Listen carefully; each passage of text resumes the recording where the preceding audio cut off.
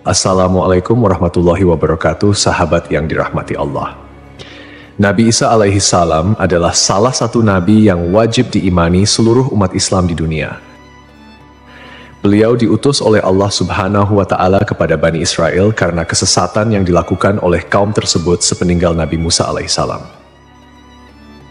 Tidaklah sempurna iman seorang Muslim bila tidak mengimani keberadaan salah satu dari 25 nabi-nabi yang memiliki kemuliaan di sisi Allah Subhanahu wa Ta'ala.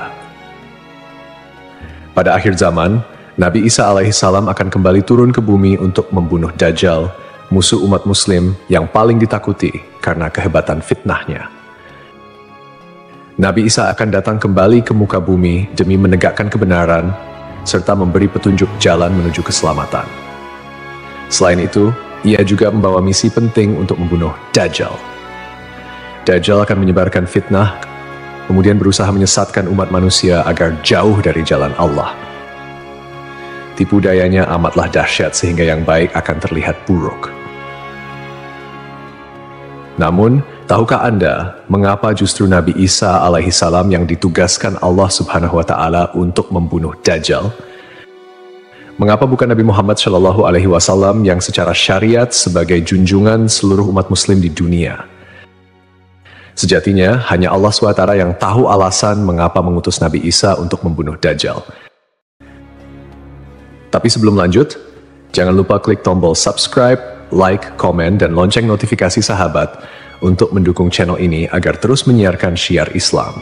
Serta silakan tulis harapan sahabat di kolom komentar. Semoga semakin banyak yang mengaminkan, maka makin cepat terkabul. Membuktikan Nabi Isa masih hidup. Alasan pertama yaitu membuktikan bahwa Nabi Isa masih hidup. Bangsa Yahudi dan Nasrani percaya bahwa Nabi Isa dibunuh dan disalib oleh orang-orang Romawi.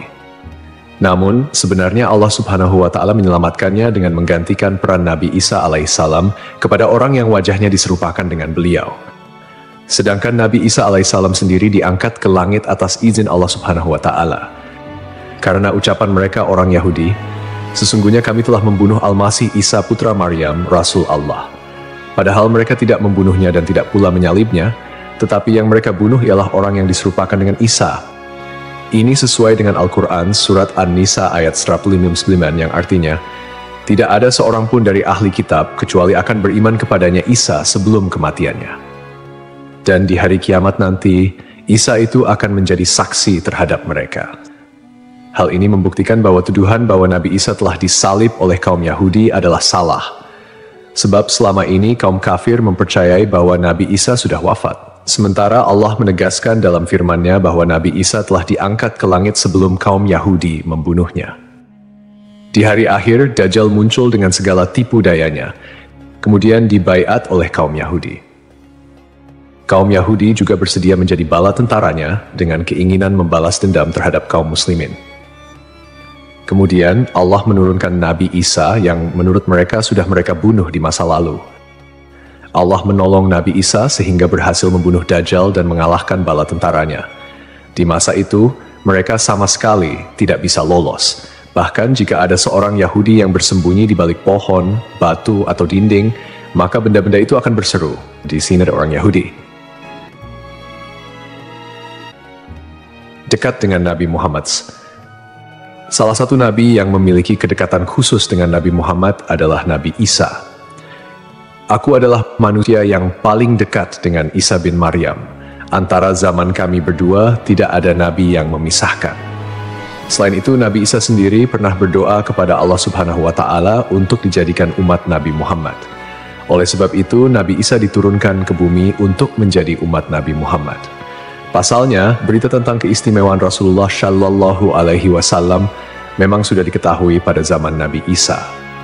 Hal tersebut diterangkan di dalam Injil sesuai surat Al-Fath ayat 29. Nabi Muhammad adalah utusan Allah dan orang-orang yang bersama dengan dia bersikap keras terhadap orang-orang kafir yang bersikap memusuhi, tetapi berkasih sayang sesama mereka.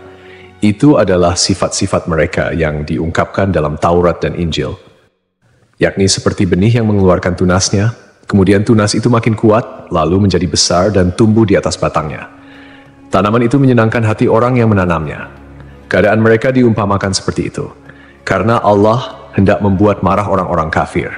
Allah menjanjikan kepada orang-orang yang beriman dan mengerjakan kebajikan di antara mereka ampunan dan pahala yang besar.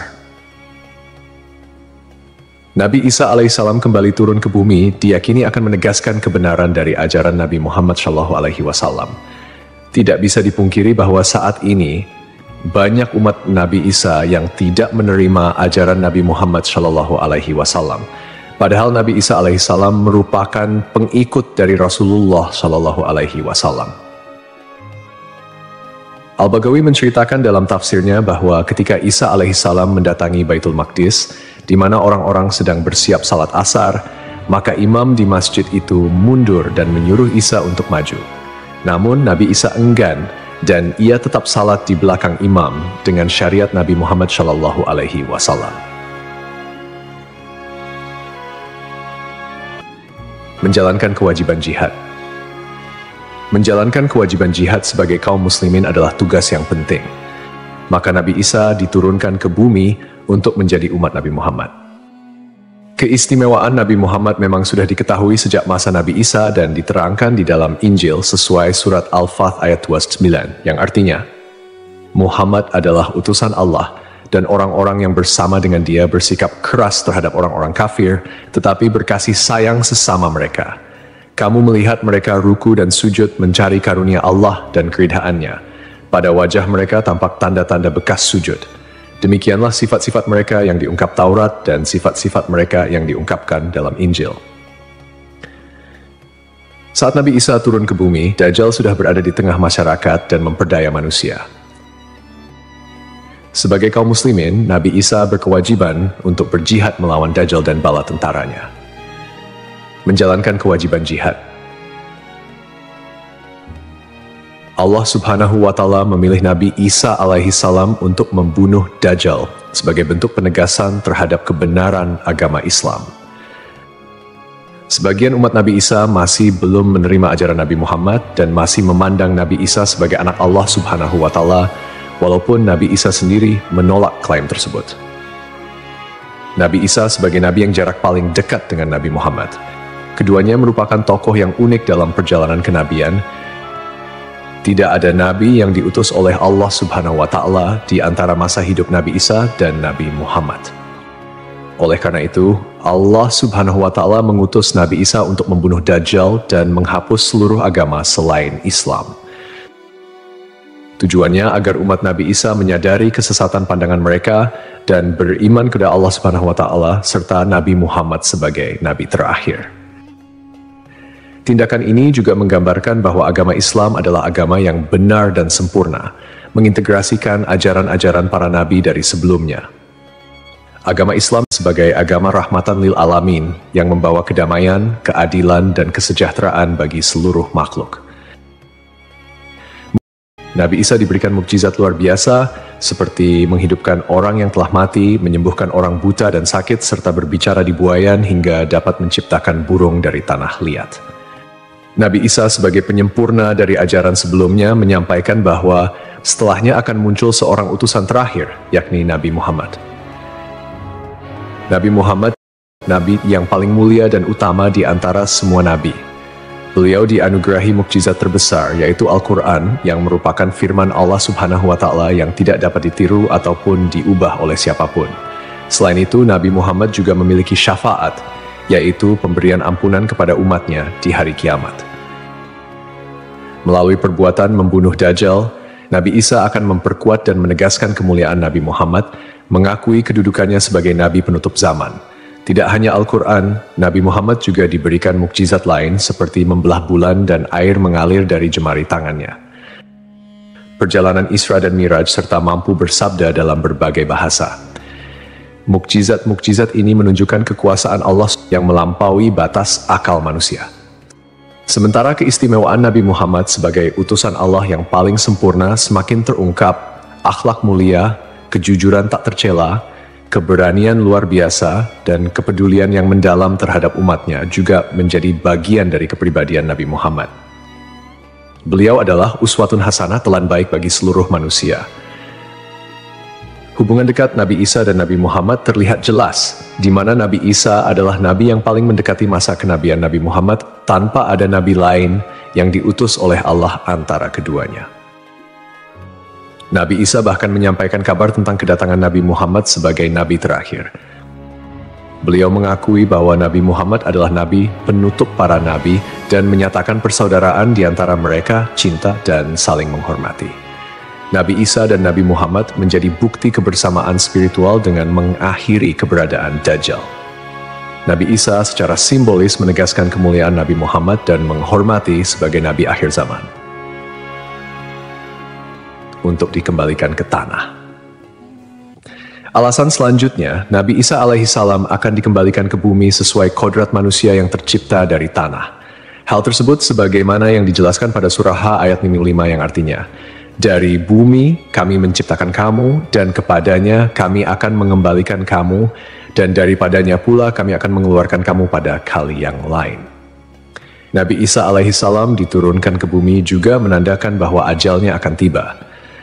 Setelah wafat, Nabi Isa alaihissalam akan dimakamkan di tanah suci, lalu dibangkitkan kembali bersama manusia lain di hari kebangkitan.